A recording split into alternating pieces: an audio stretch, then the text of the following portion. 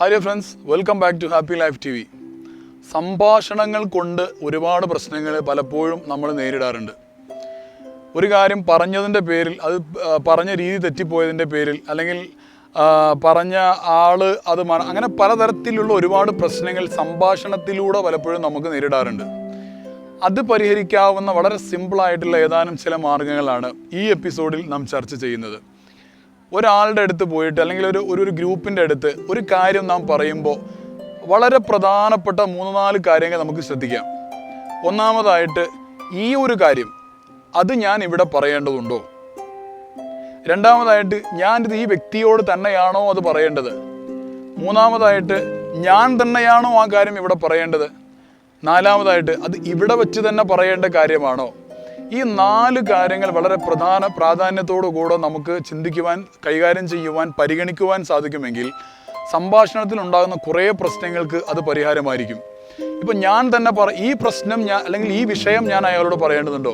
ഒരുപക്ഷെ അയാൾ അറിഞ്ഞാൽ പക്വതയില്ലാത്ത തീരുമാനമെടുത്തൊരു പ്രശ്നമുണ്ടാവാൻ സാധ്യതയുള്ള, ഇപ്പോൾ ഒരു കുടുംബത്തിലൊരു പ്രശ്നവുമായി ബന്ധപ്പെട്ട ഒരു കുടുംബത്തിലെ ഒരു മകൻ അപ്പുറത്തെ വീട്ടിൽ പോയി കളിച്ചപ്പോൾ ഉണ്ടായ ഒരു പ്രശ്നം, ആ കുട്ടിയുടെ പിതാവിനോട് പറയുന്ന സമയത്ത് അദ്ദേഹം വളരെ പെട്ടെന്ന് ഷോർട്ട് ടെമ്പേർഡായിട്ടുള്ളൊരു പെട്ടെന്ന് ദേഷ്യം പിടിക്കുന്ന ഒരാളാണെങ്കിൽ ഈ വിഷയം അയാളോട് അവിടെ പറഞ്ഞു കഴിഞ്ഞാൽ അതിൻ്റെ പേരിൽ ഒരു പ്രശ്നം ഉണ്ടാവാൻ സാധ്യതയുണ്ടെങ്കിൽ ഇത് ഞാൻ അയാളോട് പറയേണ്ടതുണ്ടോ എന്ന ചോദ്യത്തിന് വേണ്ട എന്ന ആൻസർ നമുക്ക് ലഭിക്കും. അപ്പോൾ അതുമായി ഉണ്ടാകാവുന്ന ഒരു പ്രശ്നം നമുക്ക് മാറ്റിവെക്കാൻ സാധിക്കുന്നതായിരിക്കും.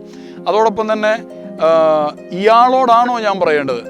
ഒരുപക്ഷെ ആൾ മാറി പറഞ്ഞു കഴിഞ്ഞാലും കുറേ പ്രശ്നങ്ങൾ ഉണ്ടായിരിക്കും. മാത്രവുമല്ല, ഇപ്പോൾ പിതാവിനോട് പറയേണ്ട ഒരു കാര്യം മകനോട് പിതാവിനോട് പറഞ്ഞേക്കണം കേട്ടോ എന്ന് പറയുന്നത് ആ വിഷയത്തിൻ്റെ പ്രാധാന്യം വളരെ കുറഞ്ഞു പോകാൻ, ആ മകൻ അത് പിതാവിനോട് ഒരുപക്ഷെ പറയാൻ മറന്നു പോയേക്കാം.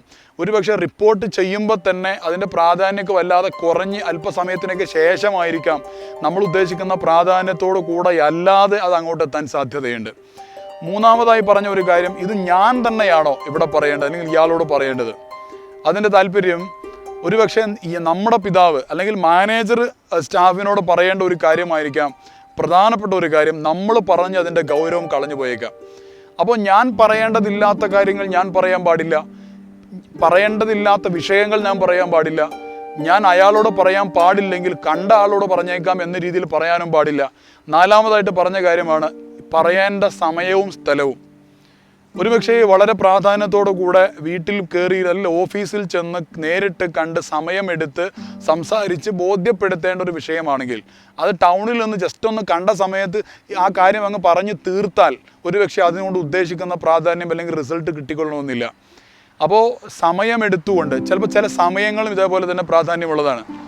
സമയമെടുത്ത് ഇരുന്ന് കൂടിക്കാഴ്ചയിലൂടെ ബോധ്യപ്പെടുത്തേണ്ട ഒരു വിഷയമാണെങ്കിൽ നാം അദ്ദേഹത്തെ കാണുമ്പോൾ അദ്ദേഹം ഒരു യാത്രക്ക് ഒരുങ്ങി തയ്യാറെടുക്കുന്ന ഒരവസ്ഥയിലാണുള്ളതെങ്കിൽ ആ ഒരു യാത്രയുടെ തയ്യാറെടുപ്പിനിടയിൽ ജസ്റ്റ് ഒന്ന് കാര്യം അങ്ങ് പറഞ്ഞ് തിരിച്ചു വന്നു കഴിഞ്ഞാൽ നമുക്ക് പറയാം ഞാൻ അദ്ദേഹത്തോട് പറഞ്ഞു എന്ന്. പക്ഷെ അതിൻ്റെ പ്രാധാന്യത്തിൽ ആ സമയം അതിന് പറ്റാത്തതായതുകൊണ്ട് അയാൾക്കത് ബോധ്യപ്പെട്ടിട്ടുണ്ടാവില്ല. അപ്പോൾ ശ്രദ്ധിക്കുക, ഒരു കാര്യം നമ്മൾ ഒരാളോട് അല്ലെങ്കിൽ വ്യക്തികളോട് ഒരു കൂട്ടം വ്യക്തികളോട് പറയുന്ന സമയത്ത് ഈ വിഷയം ഇവിടെ പറയേണ്ടതാണോ? രണ്ടാമതായിട്ട്, ഞാൻ തന്നെയാണോ വിഷയം പറയേണ്ടത്? അതേപോലെ തന്നെ ഇയാൾ തന്നെയാണോ വിഷയം യഥാർത്ഥത്തിൽ അറിയേണ്ട ആൾ? നാലാമതായിട്ട് ഞാൻ പറഞ്ഞ ഈ സമയം അതിന് അനുയോജ്യമാണോ? അതോടൊപ്പം തന്നെ ഈ സ്ഥലം അതിന് അനുയോജ്യമാണോ? ഈ 3-4 ചോദ്യങ്ങൾ വളരെ പരിഗണിച്ചുകൊണ്ട് സംഭാഷണം നിർവഹിക്കുവാൻ ആദ്യത്തെ കുറച്ച് കാലഘട്ടങ്ങളിൽ ബോധപൂർവ്വം നാം ശ്രമിച്ചാൽ പിന്നീട് നമ്മുടെ സ്വഭാവത്തിൻ്റെ ഭാഗമായി, നമ്മുടെ പാറ്റേണിൻ്റെ, ബിഹേവിയറൽ പാറ്റേണിൻ്റെ ഭാഗമായിട്ടത് മാറുകയും സംഭാഷണങ്ങളെ കൊണ്ടുണ്ടാകുന്ന കുറേയേറെ പ്രശ്നങ്ങൾക്ക് വളരെ സിമ്പിളായി നമുക്ക് പരിഹാരം കാണാൻ സാധിക്കുന്നതുമായിരിക്കും. കൂടുതൽ വിഷയങ്ങളുമായി മറ്റ് എപ്പിസോഡുകൾ നമുക്ക് വീണ്ടും കാണാം. ബി വിത്ത് us, ഹാപ്പി ലൈഫ് TV.